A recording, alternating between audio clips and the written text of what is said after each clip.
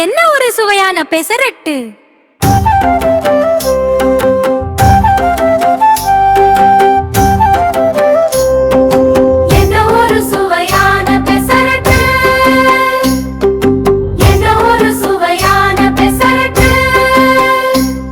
இதை உப்புமாவுடன் சேர்த்து சாப்பிடுங்கள்.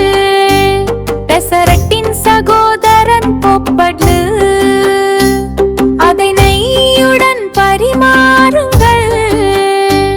தயங்காமல் இரண்டையும் ஒன்றாக கலக்குங்கள். ஆனால் ஒன்று அல்லது இரண்டுடன் நிறுத்திக் கொள்ளுங்கள். இல்லை என்றால் உங்கள் வயிறு எதிர்ப்பு தெரிவிக்கும். என்ன ஒரு சுவையான பெசரட்டு! ஆஹா, என்ன ஒரு சுவையான பெசரட்டு! இதை உப்புமாவுடன் சேர்த்து சாப்பிடுங்கள்.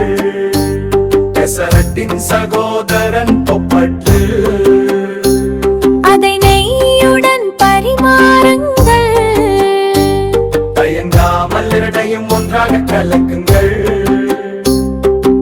ஆனால் ஒன்று அல்லது இரண்டுடன் நிறுத்திக் கொள்ளுங்கள். இல்லை என்றால் உங்கள் வயிறு எதிர்ப்பு தெரிவிக்கும். இல்லை என்றால் உங்கள் வயிறு எதிர்ப்பு தெரிவிக்கும்.